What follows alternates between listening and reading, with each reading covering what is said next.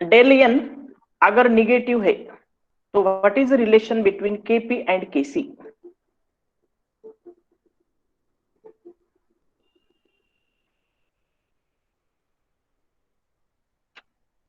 Yes, very good, KC greater होगा as compare to KP. चलो अब बताओ, इक्विलिब्रियम कांस्टेंट के, इसकी वैल्यू ग्रेटर देन 1 है, तो बताओ what would be sign of del G? Del G का साइन क्या होगा? Yes, very good, it would be spontaneous negative होगा। Very good. चलो अब बताओ मुझे, फ्रीजिंग ये जो प्रोसेस है, it would be favoured by high temperature और low temperature? Freezing, yes, low temperature. वहां पे ली चार्टलेट्स प्रिंसिपल यूज करने की भी जरूरत नहीं है, क्योंकि फ्रीज होना टेम्परेचर आपको कम लगेगा तब जाके फ्रीजिंग होगी, राइट। बल्कि फ्यूजन अगर करना है या वेपराइजेशन करना है, जो एंडोथर्मिक रिएक्शन है, उसके लिए टेम्परेचर ज्यादा देना पड़ेगा। फ्रीजिंग आपके पास है एक्सोथर्मिक प्रोसेस, इसलिए लो टेम्परेचर लगेगा। Very good. चलो ये तो हुआ अपना अब तक का पोर्शन। अब देखो, अब तक हमने देखा था physical equilibrium, chemical equilibrium. Chemical equilibrium में 3 टाइप्स थे, वो 3 में से देखो, पहला था होमोजीनियस, रिएक्टेंट एंड प्रोडक्ट दोनों की फिजिकल स्टेट आइडेंटिकल होना। हेट्रोजीनियस में एक आधे रिएक्टेंट या प्रोडक्ट की फिजिकल स्टेट अलग होना, इसे हम कहेंगे हेट्रोजीनियस। बल्कि आज हमें देखना है आयोनिक इक्विलिब्रियम। क्या है आयोनिक इक्विलिब्रियम, कितना इंपॉर्टेंट है, ये हम शुरू करते हैं, देखेंगे about ionic equilibrium. Once again welcome in our second portion of equilibrium chapter. देखो ध्यान से, आयोनिक इक्विलिब्रियम में आपके पास इक्विलिब्रियम एग्जिस्ट होने वाली है, that would be nothing but between ions. बिल्कुल सिंपल सा एग्जांपल मैंने दे दिया। देखो अभी लिखो मत, जब लिखना है तब मैं आपको बताऊंगा, टाइम भी देता हूं। यहाँ पे Fe+3, SCN minus, these are nothing but ions, as well as these are nothing but our ions। सबके सब आयंस है। आयंस के बीच में इक्विलिब्रियम एग्जिस्ट अगर होती है तो उसे कहेंगे हम सिंपल वर्ड में आयोनिक इक्विलिब्रियम। अब इसका मतलब सिर्फ इतना ही है क्या? नहीं, तो इसका मतलब और भी ब्रॉड है। अब ये ब्रॉड मतलब कौन सा, देखो ध्यान से। अब उससे पहले मैं आपको एक कॉन्सेप्ट बताना चाहता हूं। स्ट्रॉन्ग इलेक्ट्रोलाइट्स किसे कहना, हमने इलेक्ट्रोकेमिस्ट्री में देखा था, जो 100% आयोनाइज होते हैं, डिसोसिएट होते हैं। NaCl से Na+Cl माइनस 100% इरिवर्सिबल। लेकिन दोस्तों वीक इलेक्ट्रोलाइट अगर रहता है तो व्हाट हैपेंस, समझो एसिटिक एसिड है वीक इलेक्ट्रोलाइट, वो पार्शियली आयोनाइज होता है, नॉट 100%। तो देखो इक्विलिब्रियम, आयोनिक इक्विलिब्रियम इसे भी कहते हैं। अगर आपको पूछा कौन से इलेक्ट्रोलाइट के लिए इक्विलिब्रियम एग्जिस्ट हो सकती है, तो आपका आंसर है वीक इलेक्ट्रोलाइट्स। अब इसमें अगर मैंने लेफ्ट हैंड साइड का पोर्शन देखा तो इट इज अनआयोनाइज्ड, बल्कि ये आयोनाइज्ड पोर्शन। तो हम एक सिंपल से डेफिनेशन कर सकते हैं। वो डेफिनेशन देखो कौन सी, अनआयोनाइज्ड मॉलिक्यूल एंड आयंस, इसमें जो इक्विलिब्रियम एग्जिस्ट होने वाली है for weak electrolyte is nothing but our ionic equilibrium. तो मैं डेफिनेशन आयोनिक इक्विलिब्रियम की दो टाइप से बताता हूं। पहली definition, equilibrium exist between ions is known as ionic equilibrium. या दूसरी definition, equilibrium exists between ions and ionized molecules for weak electrolyte is known as ionic equilibrium। दोनों डेफिनेशन आपको लिखना है, थोड़ा सा बोर्ड के लिए भी हमें प्रैक्टिस करनी है। तो पहली डेफिनेशन लिखो इक्विलिब्रियम, आयोनिक इक्विलिब्रियम की। Equilibrium exist between ions, equilibrium exist between ions is known as ionic equilibrium, is known as ionic equilibrium।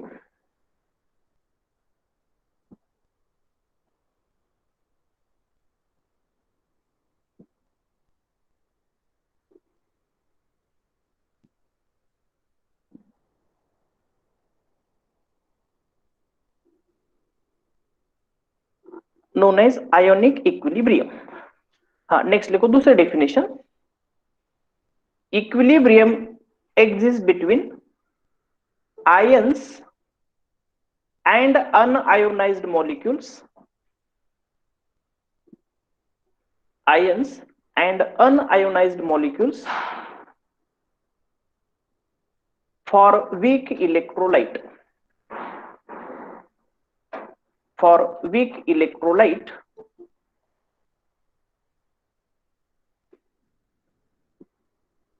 is known as ionic equilibrium,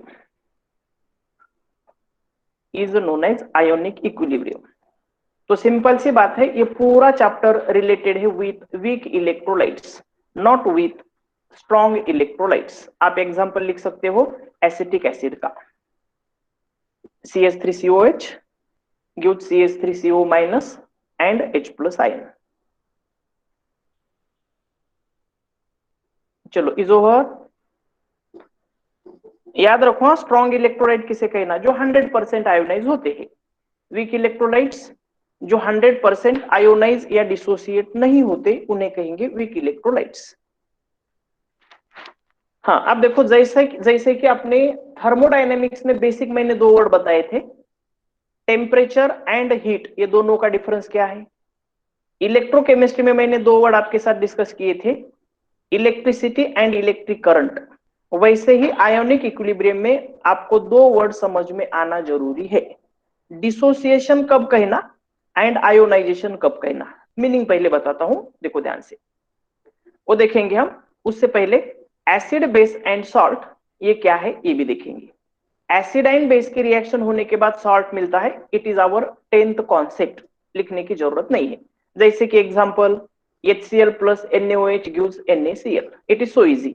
ये एसिड है आपके पास, ये दूसरा बेस है, बल्कि तीसरा बना आपके पास सॉल्ट, राइट, लिखने की जरूरत नहीं। हाँ, अब याद रखो डिसोसिएशन किसे कहना। एक मैं रिएक्शन देता हूं, अब NaCl अगर हम देखेंगे तो NaCl में Na plus and Cl minus both are present, ये दोनों में आयोनिक बॉन्ड प्रेजेंट है। अगर मैंने आपको ऐसा कहा solid NaCl is bad conductor of electricity, तो आप आंसर ऐसा देंगे क्या, absence of Na plus and Cl minus? नहीं, आपका आंसर क्या रहता है, free Na plus and Cl minus ions are absent. Got it? मतलब NaCl में आयंस ऑलरेडी प्रेजेंट है, इसे सिर्फ सेपरेट करना है, इन्हें कहना डिसोसिएशन। बिल्कुल सिंपल सी definition, separation of ions in water, solvent add करने के बाद आयंस को सेपरेट करना। हाँ, अब दूसरी बात देखो, यस खुशी जी नो प्रॉब्लम। आयोनाइजेशन किसे कहना, देखो मेरे पास एक सब्सटेंस है, कंपाउंड है एसिटिक एसिड के जैसा, इसके पास अब जैसे Na plus Cl minus present यहाँ पे थे, ऐसे यहाँ पे प्रेजेंट है क्या, नहीं, यह है आपके पास सिंपल सा कोवैलेंट कंपाउंड। ऐसे कोवैलेंट कंपाउंड में से आयंस तैयार करना H plus and minus, okay, इसे कहेंगे आयोनाइजेशन। समझ के लो। डिसोसिएशन का मतलब ऑलरेडी आयंस प्रेजेंट है, इन्हें सिर्फ हमने सेपरेट किया। और आयोनाइजेशन मतलब आपके पास आयंस प्रेजेंट नहीं है, okay, formation of ions from neutral molecule. आप कहेंगे NaCl भी न्यूट्रल है, लेकिन दोस्तों NaCl में already Na plus and Cl minus present. Acetic acid is covalent compound और ये देता है acetate ion and H plus ion. ये हुई अपना अपना broad concept, dissociation and ionisation. अब आपने कंफ्यूज नहीं होना, इस चैप्टर में dissociation and ionisation these are identical concept. कभी कभी आपको किताब पढ़ते वक्त डिसोसिएशन वर्ड आएगा, कभी आयोनाइजेशन आएगा, इस चैप्टर के लिए दोनों वर्ड सेम मीनिंग के हैं।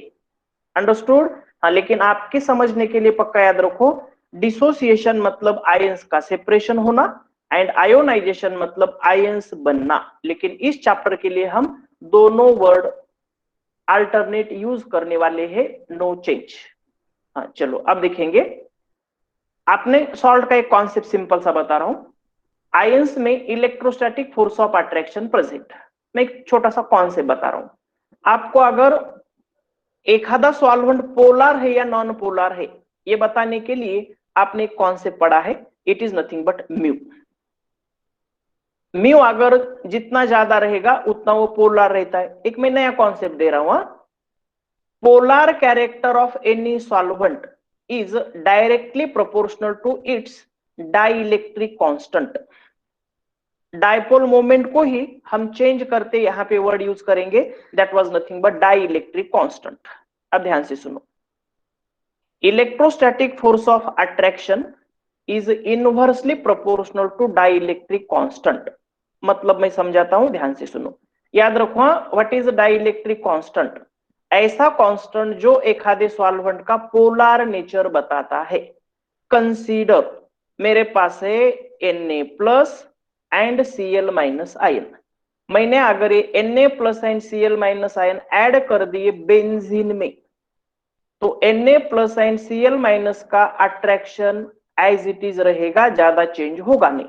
लेकिन दोस्तों उसी NaCl को मैंने अगर ऐड कर दिया वाटर में, मतलब जो कि पोलर नेचर ज्यादा है, अब देखो व्हाट हैपेंस।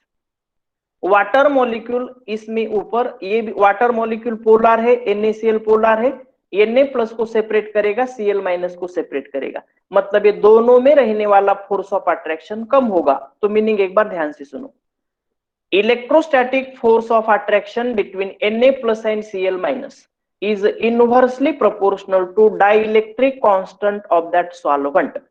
मतलब देखो बेंजीन का डाइलेक्ट्रिक कांस्टेंट कम है, इसलिए Na plus and Cl minus में अट्रैक्शन ज्यादा, बल्कि वाटर इज पोलर सॉल्वेंट, इसका मतलब डाइलेक्ट्रिक कांस्टेंट उसका ज्यादा है। As a result Na plus and Cl minus में फोर्स ऑफ अट्रैक्शन कम होगा। ओके, तो मैं इसी को थोड़ा सा और एक इंफॉर्मेशन देता हूं, ये नंबर आपको याद रखना है। Dielectric constant of water is very high, it is 80। अब व्हाट इज मीनिंग ऑफ 80, तो ये मतलब मैं समझाता हूं। मतलब देखो, in water electrostatic force of attraction decreases by factor 80। Got it. तो आपको ये नंबर याद रखना है, it is given in NCERT not in board, लेकिन एमसीक्यू के लिए आपको याद रखना है डाइलेक्ट्रिक कांस्टेंट की वैल्यू वाटर की सबसे ज्यादा, दैट इज 80, मतलब polar solvent and so on. Sentence लिखो, ये नोट भी करो। In salts, in salts electrostatic force of attraction is inversely proportional to dielectric constant of a solvent। dielectric constant of solvent। चलो बाकी की इंफॉर्मेशन लिखो। 80 का मतलब समझ के लो, इलेक्ट्रोस्टैटिक फोर्स ऑफ अट्रैक्शन कितने से कम होता है, 80 से कम होता है, as compare to non polar solvent या in absence of solvent. Is over.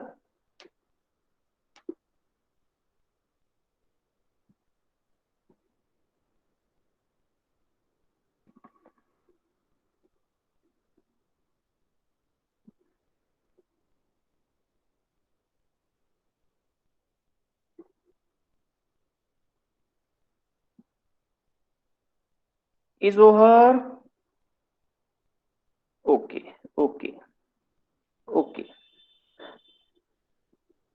हाँ, अब एक और कॉन्सेप्ट आपके सामने रखो। NaCl gives free ion in water easily due to, क्यों देता है इजीली NaCl आयंस। तो पहली बात, very high dielectric constant of water, and दूसरी बात Na plus and Cl minus surrounded by water molecule, मतलब हाइड्रेशन ऑफ वाटर। आपको अगर पूछा NaCl gives free ions in water easily due to, तो पक्का याद रखना दो फैक्टर की वजह से। पहला factor very high dielectric constant of water, and दूसरा हाइड्रेशन विथ वाटर, जिसे हमने थर्मोडायनेमिक्स में कहा था hydration enthalpy.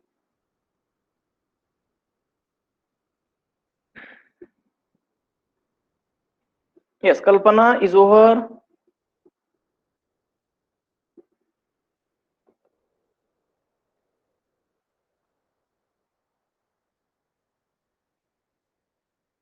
Yes okay.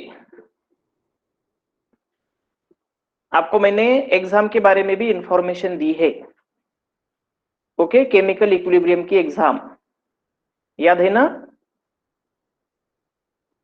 Okay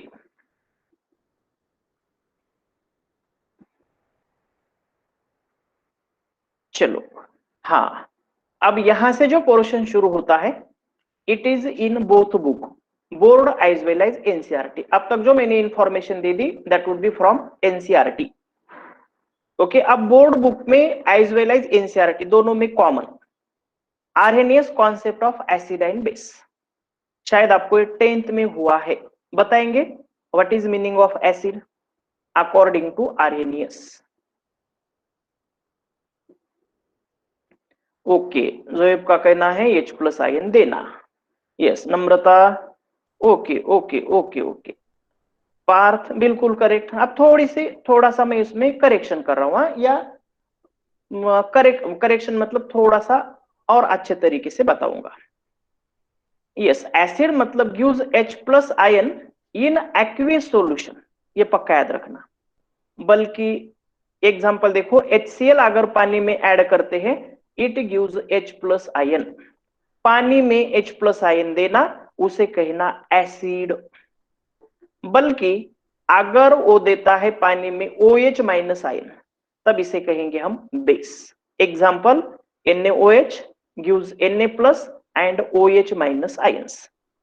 अब देखो दोस्तों, इस आर्हेनियस नाम के साइंटिस्ट को पूछा फिर सॉल्ट कैसे बनता है, तो इसने बिल्कुल सिंपल सी बात कही। ये क्या कहता है, इनका कॉन्सेप्ट थोड़ा सा अलग है।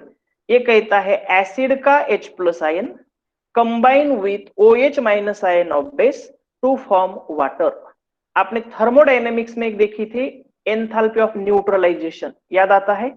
उसमें हमने क्या कहा था, 1 gram equivalent of H plus ion 1 gram equivalent of OH minus two form unionised water molecule. Same condition Arrhenius कहता है reaction in which acid from H plus ion neutralized by OH minus ion of base to form unionized water molecule is known as neutralization। तो आपको RNS का concept लिखना है theoretical. पहले लिखो acid, acid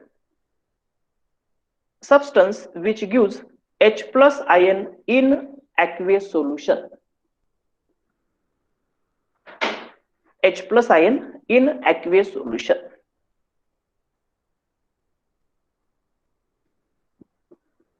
yes yes, Cl minus ion होना बिल्कुल correct.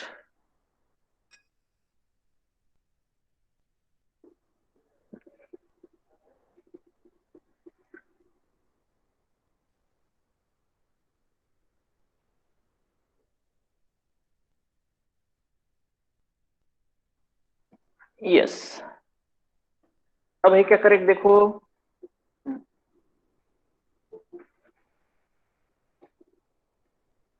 Yes yes, Partha check कर लो सही है कि नहीं।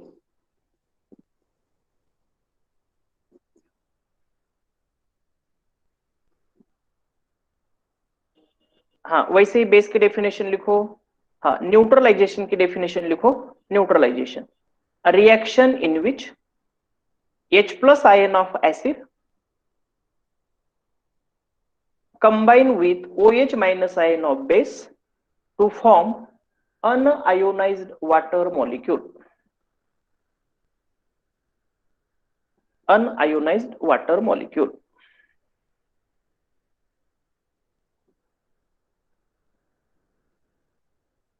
A reaction in which H plus ion of acid combine with OH minus ion of base to form unionized water molecule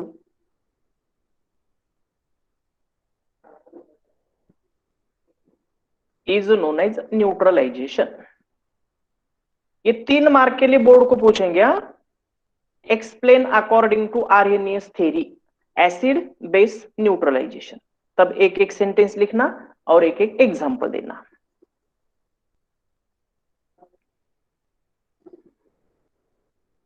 चलो मैं आगे का पोर्शन लेता हूं।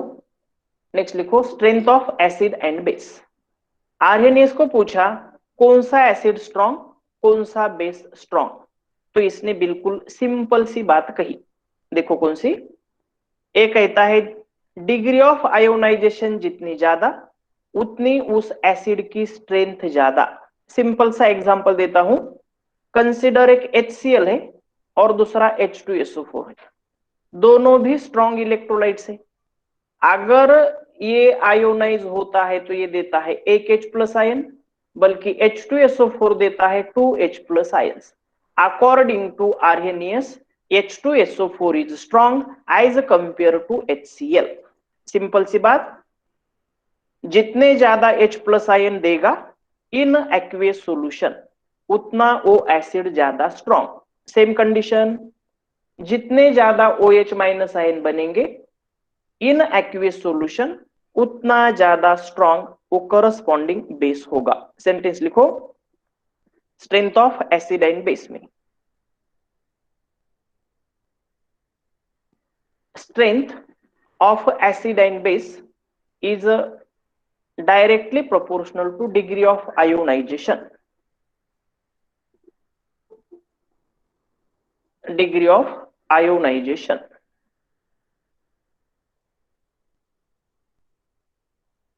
Degree of ionization. That is, more the H plus ion formation, more the H plus ion formation, comma,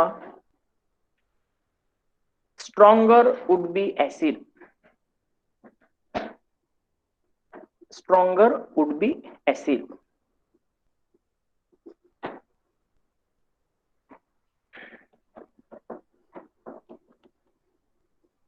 चलो over.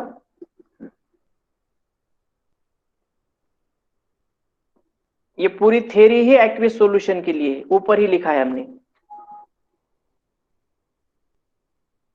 हाँ, अब देखो इस थ्योरी के लिमिटेशंस। अब लिमिटेशंस देखो ध्यान से, हाँ कौन से। This theory is not applicable for non aqueous solutions. पानी छोड़ के अगर एक आधा सब्सटेंस हम डिसॉल्व करते बेंजीन में, पेट्रोल में, तो ये थ्योरी नहीं बताती कौन सा एसिड है कौन सा बेस है। This theory is only limited for water as a solvent. Okay, इसके बाद में अगर समझो एक आधा एसिड ऐसा है, एसिडिक सब्सटेंस आगे चल के हमें आने वाले हैं, कंसिडर BF3, ये एसिडिक कंपाउंड है। अब ये एसिडिक नेचर है, इसे अगर पानी में आपने ऐड कर दिया तो can it give H plus ion? Not possible. तो मतलब देखो, Arrhenius theory is only applicable to those compounds which contain H plus ions. अगर H प्लस आयन नहीं है तो ये थ्योरी हम यूज नहीं कर सकते टू आइडेंटिफाई एसिडिक नेचर। ऐसी ही सेम बात, एक आधा बेस ऐसा भी हो सकता है कि जिसमें OH माइनस आयन ही नहीं हो, फिर भी बेसिक नेचर दिखा रहा हो। ओके, तो ऐसे कंपाउंड का भी ये नहीं बताता है एसिडिक या बेसिक नेचर। जैसे कि अब अगर इस थ्योरी को पूछा आपने, अमोनिया एसिड है या बेस है, बताओ मुझे, आर्हेनियस थ्योरी बताएगी क्या इट इज बेस? नेवर, कभी भी नहीं बताएगी। क्यों? NH3 में OH माइनस आयन ही नहीं है। लेकिन हमें तो पता है NH3 या amines are basic in nature. इसका मतलब आर्हेनियस थ्योरी फेल होती है ऐसे बेसिस के लिए। ओके, हाँ, अब अगर एक आधा सब्सटेंस सॉलिड फॉर्म में या गैसीय स्टेट में रहता है, डिसॉल्व ही नहीं होता है, तो ऐसे वक्त ये थ्योरी काम की नहीं है। आपको अगर पूछा हाइड्रोजन क्लोराइड मतलब HCl gas, what is the nature according to Arrhenius theory, नहीं बता सकते हैं। कब तक हम बताएंगे? जब तक ये डिसॉल्व है एक्वेस सॉल्यूशन में, तब तक।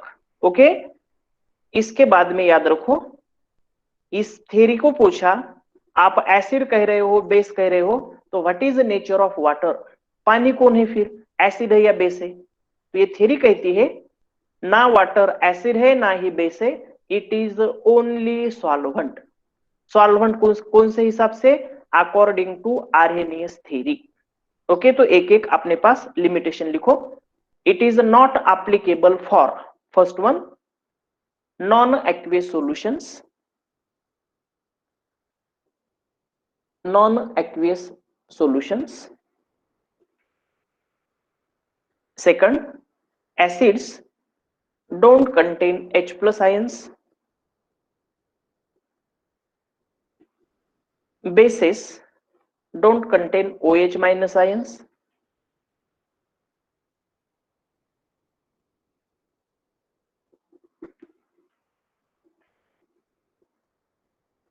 Next one, not applicable for solid and gaseous state. And last one, don't explain nature of water. It fails to explain nature of water. पानी का नेचर कैसा, तो ये नहीं बताएगा.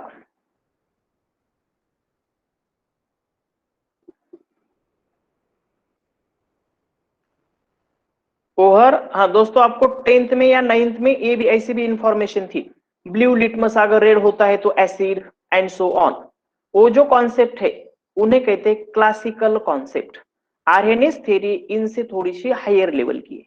ओके, चलो इज ओवर. हाँ, एक थ्योरी दूसरे थ्योरी के ऊपर डिपेंड है या, इसलिए पक्का याद रखो. अब ये लिमिटेशंस दूर करने हैं, जो यहाँ कितने लिमिटेशंस आए थे, ये लिमिटेशन दूर करने के लिए आरएनएस से होशियार साइंटिस्ट आ गया. अब उस साइंटिस्ट का नाम कौन सा, देखो साइंटिस्ट का नाम है लॉरी एंड ब्राउनस्टेड. अब लॉरी एंड ब्राउनस्टेड कहते हैं आरएनएस ने जो इंफॉर्मेशन दी है उसमें बहुत सारे लिमिटेशंस है. वो लिमिटेशंस कम करके हम बहुत अच्छी थ्योरी देने वाले हैं. अब वो कौन सी थ्योरी, अब ये थ्योरी आ गई जैसे कि पुरानी सरकार के बारे में नई सरकार गलतियां निकालती है, सेम कंडीशन. आरएनएस का कार्यकाल खत्म हुआ, अब आ गया लॉरी एंड ब्राउनस्टेड. अब लॉरी एंड ब्राउनस्टेड कहता है जो गलती की थी आरएनएस ने वो गलती हम नहीं करेंगे. देखो कैसी डेवलपमेंट हो गई. ये कहता है एसिड किसे कहना, ये कहता है एसिड मतलब ऐसा सब्सटेंस जो कौन से भी सॉल्वेंट में ऐड करने के बाद अगर H प्लस आयन देता है, कौन से भी, मतलब आइदर एक्वियस सॉल्यूशन या नॉन एक्वियस सॉल्यूशन, दोनों में भी अगर ये H प्लस आयन देता है, दोनों में से किसी में भी, तब उसे कहेंगे हम एसिड. डिफरेंस समझ में आ गया. पहला ड्रॉबैक दूर कर दिया. सिर्फ आरएनएस ने कहा था वाटर में डिसॉल्व करो. लॉरी एंड ब्राउनस्टेड कहती है aqueous as well as non aqueous कौन से भी सॉल्वेंट में डिसॉल्व करो. H प्लस आयन अगर देता है तो हम कहेंगे it would be nothing but our, that was nothing but our acid. अब देखो बेस किसे कहना, तो अब आपके मन में ऐसा आया होगा बेस किसे कहना, जो OH माइनस आयन देता हो. नहीं, ये होशियार थे. ये क्या कहते हैं, बेस मतलब ऐसी स्पीशीज जो एसिड से H प्लस आयन एक्सेप्ट करते हैं. पक्का याद रखो, बेस किसे कहना, एसिड से H प्लस आयन एक्सेप्ट करने वाला जो रहता है उसे कहेंगे बेस. डिफरेंस समझ के लो. एसिड किसे कहना, ऐसी स्पीशीज जो एसिड मतलब जो पानी में या पानी के अलावा कौन से भी सॉल्वेंट में H प्लस आयन देती हो, इसे कहना acid. Species which accept H plus ion from base is nothing but accept H plus ion from acid nothing but base. जैसे कि NH3 H plus ion accept करता है. देखो हाँ, लिमिटेशन आपने कैसे दूर किए समझ में आता है क्या. एक तो एक्वियस एंड नॉन एक्वियस दे दिया, मतलब पहला लिमिटेशन दूर हुआ आरएनएस थ्योरी का. हमने अभी देखा NH3 का नेचर बेसिक है, ये नहीं बता सकता था आरएनएस, लेकिन ये थ्योरी बता सकती है सिंपल सी, H प्लस आयन एक्सेप्ट करता है. इसीलिए according to Lowry and Bronsted theory amines या ammonia is basic in nature. अब इस थ्योरी को पूछा, अब बताओ फिर what is mean by neutralisation. मैं सिर्फ वर्ड दिखाता हूं, इसका मीनिंग हम थोड़ी देर के बाद देखेंगे. ये थ्योरी कहती है formation of conjugate acid base pair is nothing but our neutralisation. Okay, तो तीन बातें लिखो. लॉरी एंड ब्राउनस्टेड थ्योरी, बस लिखो acid, acid species, species which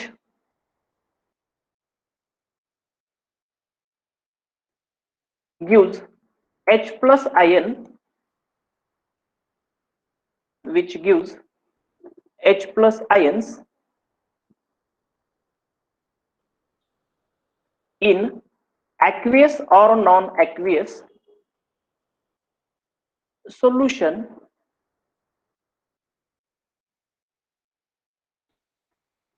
to base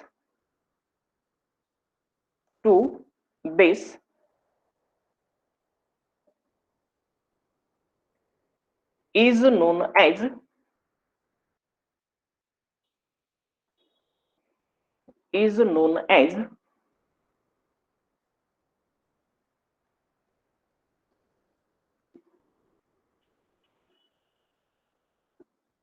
acids.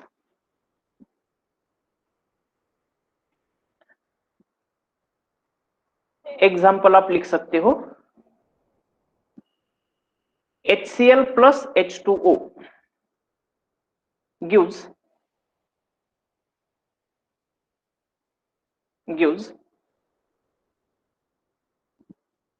H3O plus Cl minus.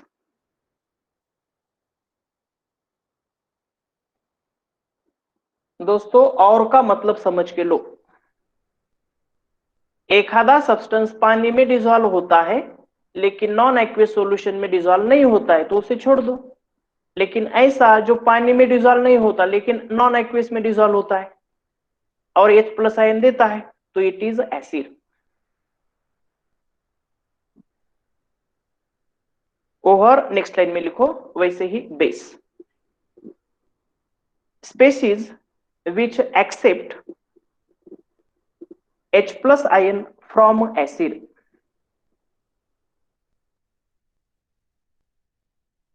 species which accept H plus ion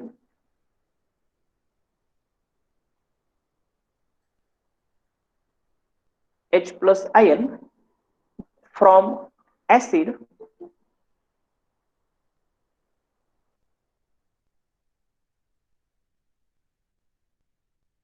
is known as base.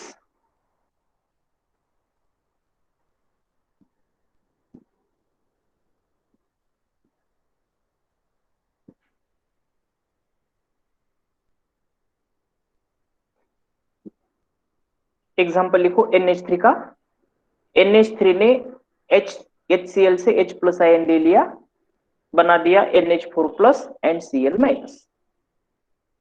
Neutralisation का मतलब दे दिया formation of conjugate acid base pair.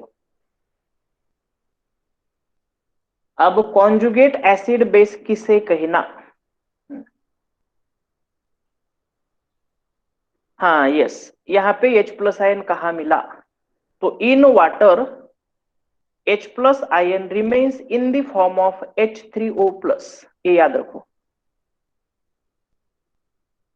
पहले definition का application समझ के लो, definition नहीं समझ में आ गया हबीबा, देखो हाँ, इस थ्योरी का सिंपल सा कहना क्या है, आपको मतलब नहीं समझ में आया, ये एसिड है, ये बेस है, ये एसिड कब है, ये H प्लस आयन देता है बेस को तब ये एसिड है, ये बेस कब है, जब ये एसिड से H प्लस आयन लेता है, इसलिए इस थ्योरी को और में हम कहते हैं प्रोटॉन एक्सचेंज थ्योरी।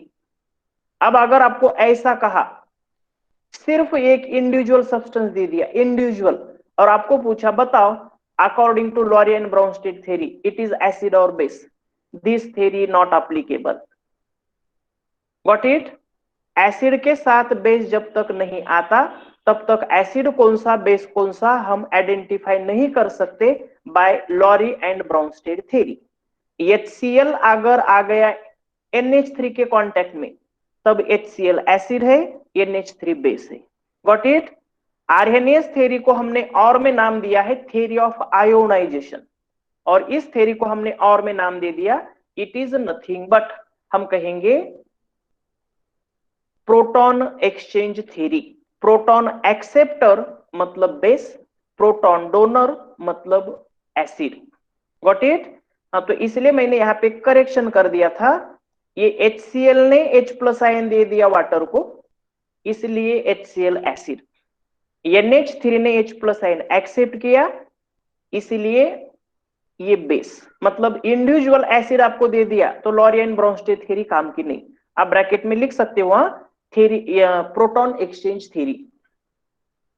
हाँ चलो, अब बताएंगे हम नेचर ऑफ वाटर, पानी का रंग कैसा।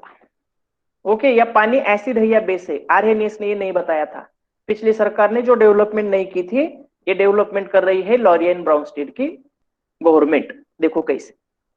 अब बताओ मुझे,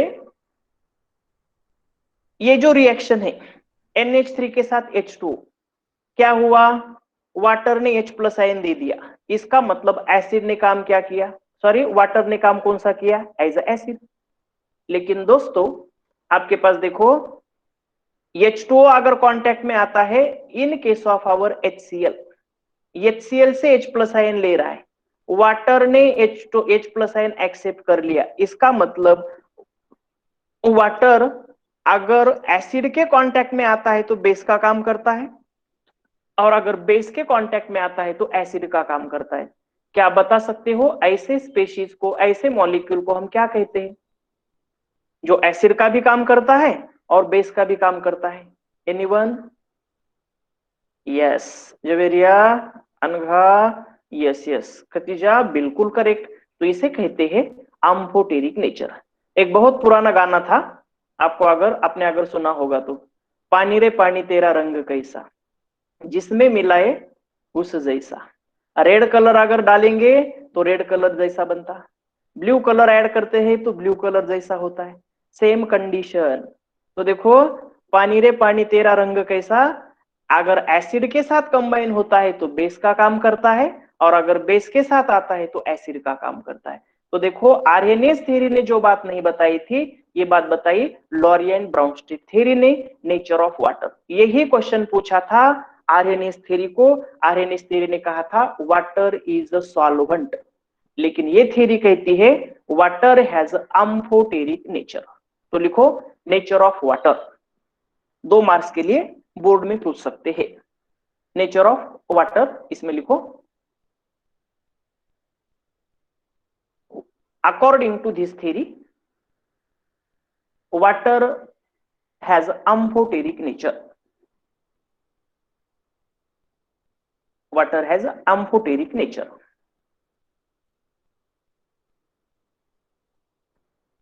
अम्फोटेरिक नेचर, उसमें लिखो first water as acid, water as acid. दूसरा लिखो water as a base, reaction लिखना है अपने यहां। वाटर एज एसिड पहली reaction, water as a base दूसरी रिएक्शन।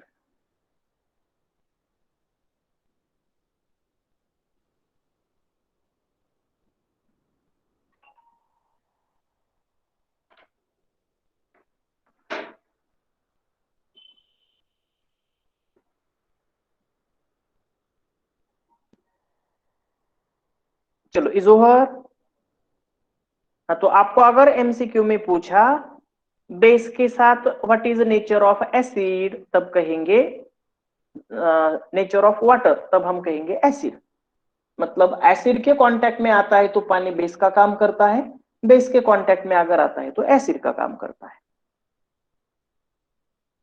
कलर्स साइंटिस्ट मत बनो, लॉरियन ब्राउनस्टेड ने जो बताया वो सुनो। उसने बताया नहीं क्या है न्यूट्रल में, कोई जरूरत नहीं। ये थ्योरी इंडिविजुअल नहीं है, ये फिर से ये बता रहा हूं मैं। एसिड एक आधा सब्सटेंस कब है? बेस के कांटेक्ट में आता है तो ही। ओके, दोनों साथ में होना।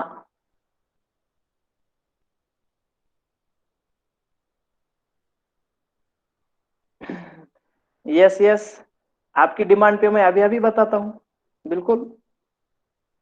Is over.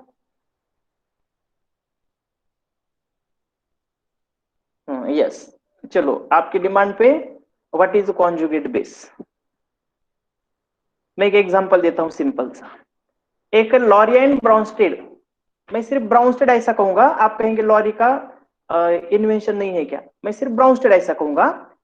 ब्राउनस्टेड एसिड HCl है, तो उसका कॉन्जुगेट बेस कौन रहता है, Cl-। क्या समझ में आ गया, देखो ब्राउनस्टेड एसिड ने H+ आयन देने के बाद जो स्पेशीज बचती है उसे कहना conjugate base. Species which is form after loss of H+ ion is known as conjugate base. अब मेरा सवाल है, बताओ मुझे HNO3 का कॉन्जुगेट बेस कौन।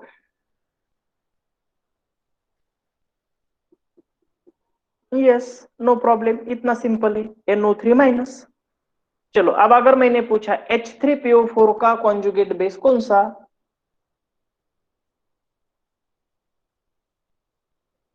H3PO4 का कॉन्जुगेट बेस। हाँ, नम्रता।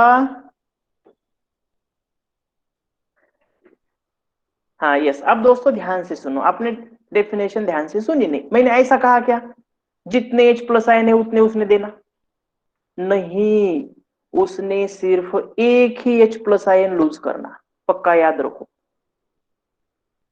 H3PO4 की कैपेसिटी 3H+ आयन देना है, ये अपना एक्स्ट्रा नॉलेज हुआ। लेकिन लॉरियन ब्राउनस्टेड थ्योरी क्या कहती है, एक आधे एसिड ने एक H+ आयन लूज करने के बाद जो स्पेशीज बनती है उसे कहेंगे कॉन्जुगेट बेस। Got it. हाँ, अब अगर मैंने पूछा H2PO4- का कॉन्जुगेट बेस कौन, H2PO4-, तब आपको एक H+ आयन रिमूव करना है, सिर्फ एक ही, तो क्या होगा HPO4-।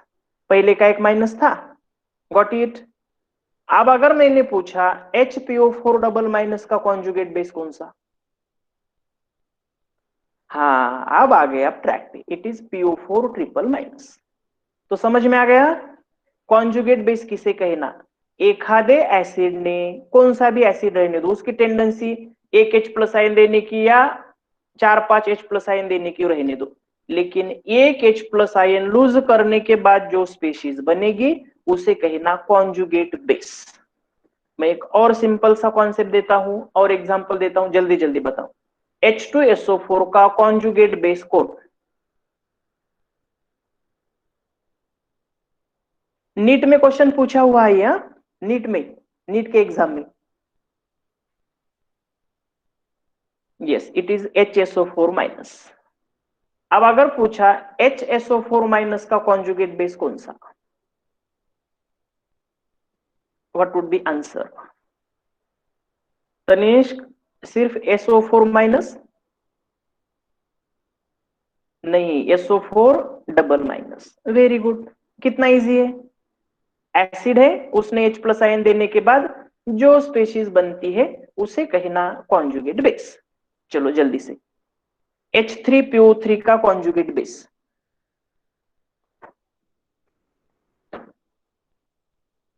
वेरी गुड, होशियार हो गया। H2PO4-। बहुत बढ़िया। यस फरीहा। चलो H2PO3- का कितना इजी है, yes yes yes yes, very good Urmila, Radha. HPO3-। बहुत अच्छा खेल रहे हो। चलो HPO3-।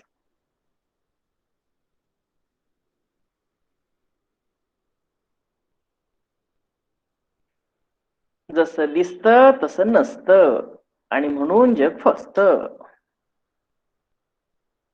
कुछ याद आता है, सॉल्यूशन चैप्टर में आपको कितनी बार बताया होगा, बेसिसिटी ऑफ H3PO3 is 2, याद है।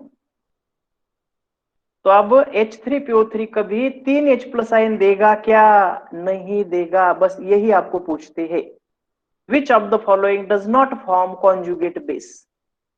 तो HPO3 डबल माइनस का कॉन्जुगेट बेस बनेगा नहीं। समझ में आ गया? क्यों? वहां पे पी, यस यस जो है बिल्कुल correct. Acidic H plus ion कितने हैं? सिर्फ 2 है, नॉट 3। समझ में आ गया? हाँ, अब मैं बताता हूं H2O का कॉन्जुगेट बेस कौन सा है। H2O का अगर ये एसिड है तो उसका कॉन्जुगेट बेस बनेगा। बताओ जल्दी से। कॉन्जुगेट बेस, यस बिल्कुल correct, it is OH minus. चलो दोस्तों एक बार लिखो, कॉन्जुगेट बेस किसे कहना। कॉन्जुगेट बेस, कंटिन्यू करो। Species, species produced by, species produced by loss of 1H plus ion, loss of 1H plus ion from Bronsted acid is known as conjugate base, is known as conjugate base,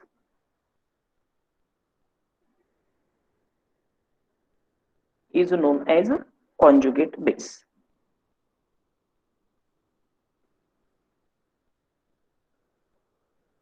हाँ, आपको इसमें से जो example लिखना है आप लिख सकते हो, इतने ज्यादा लिखो मत, एक दो एग्जांपल लिखो।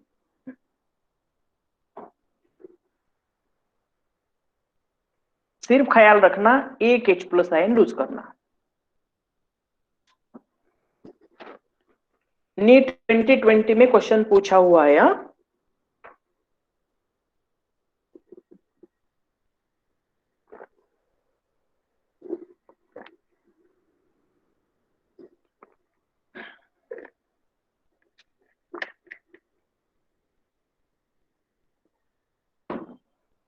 चलो इजोहर कौन से भी दो एग्जांपल लिखो इसमें से। हाँ, सबके सब लिखना जरूरी नहीं है। यस कंटिन्यू करो। यस सिर्फ जोश में आके ये नहीं लिखना कॉन्जुगेट बेस। आपको अगर दे दिया benzene C6H5 C6H6, what is it's conjugate base, बनेगा क्या? नहीं बनेगा। इसके पास H प्लस आयन देने के लिए नहीं है। ओके, बस इतना ख्याल रखना। हाँ, अब कॉन्जुगेट एसिड किसे कहना ये देखेंगे। चलो मैं एग्जांपल देता हूं। Cl माइनस ये कौन है? कॉन्जुगेट बेस, क्योंकि H प्लस आयन एक्सेप्ट कर सकता है। कॉन्जुगेट बेस ने, सॉरी ब्राउनस्टेड बेस ने अगर एक H प्लस आयन एक्सेप्ट कर दिया तो जो स्पेशीज मिलती है उसे कहना कॉन्जुगेट एसिड। इजी है। Cl माइनस का कॉन्जुगेट एसिड कौन सा? HCl। चलो बताओ जल्दी। NO3 माइनस का कॉन्जुगेट एसिड कौन सा?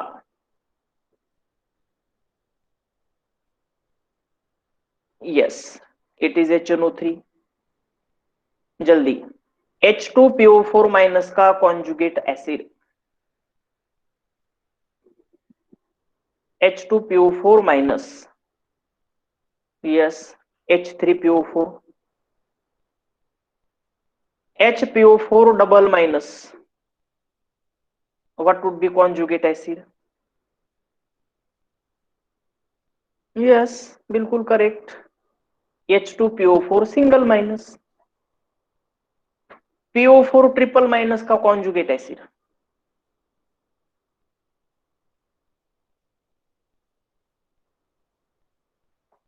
ध्यान से।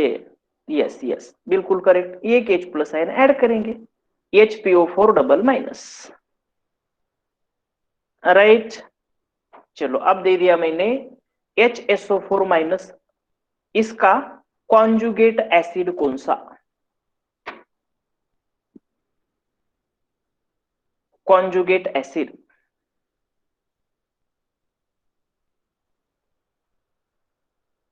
It is H2SO4। दोस्तों एक बार ध्यान से थोड़ा सा दिमाग चलाओ। डेफिनेशन क्या दी है? ऐसी स्पेशीज जो H प्लस आयन एक्सेप्ट कर सकती है, it is Lowry and Bronsted base. क्या Cl minus H plus ion accept नहीं करेगा? NO3 माइनस क्या H प्लस आयन एक्सेप्ट नहीं करेगा? 100% करेगा। सब के सब anions are Bronsted bases. Simple सा कॉन्सेप्ट। सब के सब OH minus H plus ion accept कर सकता है, PO4 triple minus H plus ion accept कर सकता है। Every anion acts as a Bronsted base.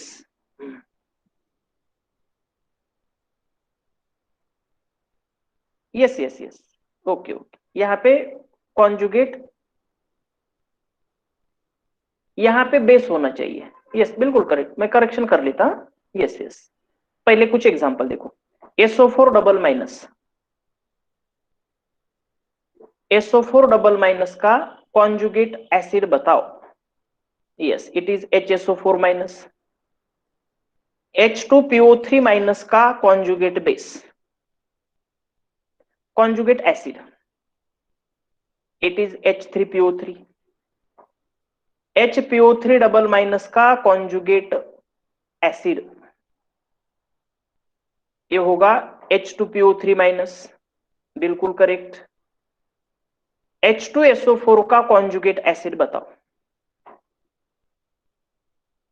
Is possible? Not possible. Yes, एक आखिरी एग्जांपल देता हूं। H2O का कॉन्जुगेट एसिड कौन सा? H2O का कॉन्जुगेट एसिड नहीं, मैंने अभी अभी बताया था हबीबा का आंसर देते वक्त। यस कलश करेक्ट, H3O प्लस। एसिड ने जब H प्लस आयन एक्सेप्ट करेगा तब जो स्पेशीज बनेगी उसे कहेंगे हम, that would be nothing but our conjugate acid. Okay चलो सेंटेंस लिखो। कॉन्जुगेट एसिड किसे कहना? डेफिनेशन लिखो। Species, species which is formed by, which is formed by gain of 1 H plus ion, gain by 1 H plus ion is known as conjugate acid,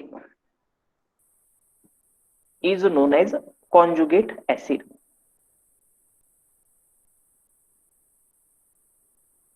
is known as conjugate acid। कुछ example लिखो, जो example आपको लगते हैं लिखना, कौन से भी 2 एग्जांपल लिखो। H2SO4 का कॉन्जुगेट एसिड बनेगा नहीं, क्यों? तो इट इज नॉट बेस, ये बेस ही नहीं है, इसलिए H प्लस आयन एक्सेप्ट करेगा नहीं। सीईटी के स्टूडेंट याद रखो, 2-3 बार क्वेश्चन पूछा हुआ है। In water H plus ion present in the form of, आपको आंसर देना है H3O प्लस।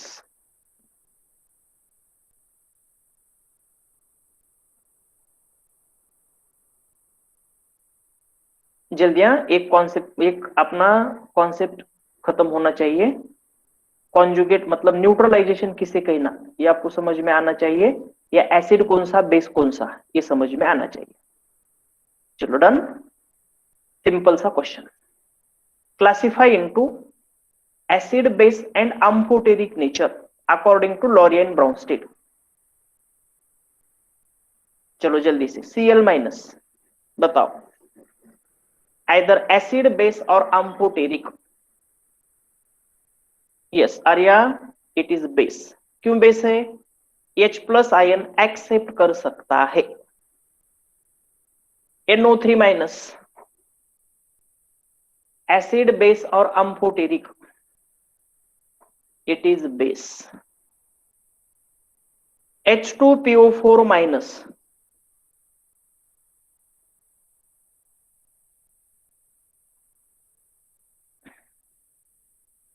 अब दोस्तों ध्यान से सुनो, H2PO4 माइनस ने अगर H प्लस आयन लूज कर दिया तो ये बनता है HPO4 डबल माइनस, और अगर इसने H प्लस आयन एक्सेप्ट कर लिया तो ये बना सकता है H3PO4।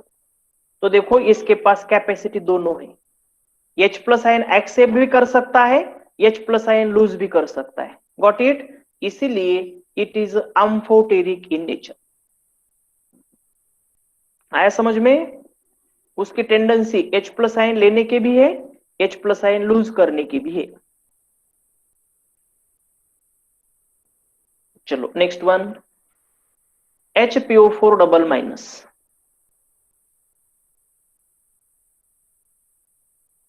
यस बिल्कुल करेक्ट, ये भी H प्लस आयन दे भी सकता है, H प्लस आयन एक्सेप्ट भी कर सकता है। Correct. PO4 triple minus,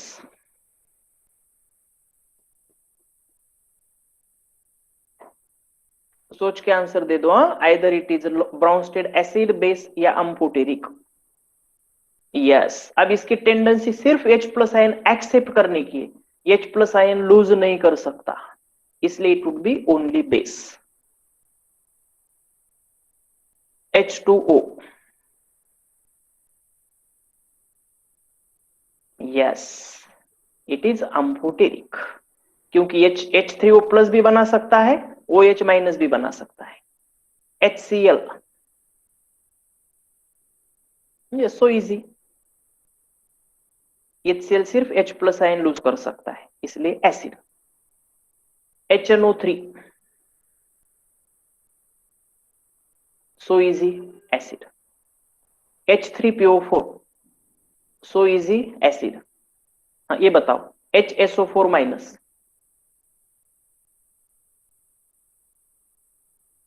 HSO4 minus acid base या amphoteric? Yes very good. H plus accept कर दिया तो H2SO4 बनाएगा, और H प्लस आयन लूज कर दिया तो SO4 डबल माइनस बनाएगा, इसलिए it would be amphoteric in nature. SO4 double minus, SO4 double minus, yes it is only base. Correct. H2PO3 minus,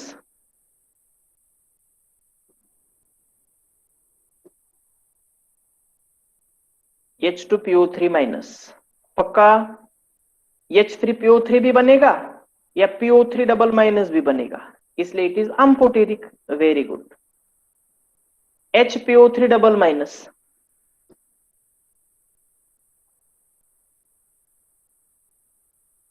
Gauri, Rakhi, Sakshi, HPO3 double minus,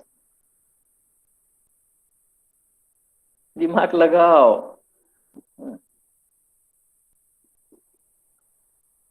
HPO3 double minus ये सिर्फ base का काम करेगा। आप कहेंगे सर इसके पास तो H है, मगर वो H लूज करता है क्या? नहीं लूज करता है। ओके, हाँ लिखो आपके हिसाब से। एसिड बेस एंड अम्फोटेरिक में तो अब आपको समझ में आ गया आरएनएस थ्योरी कितनी छोटी थी, कितनी सोच छोटी थी, जिसमें आयंस के लिए कुछ भी मतलब नहीं था। लेकिन ये थ्योरी कहती है नेगेटिव चार्ज अगर है तो ये H प्लस आयन एक्सेप्ट करता है, इसका मतलब आयंस के लिए भी ये थ्योरी काम की है।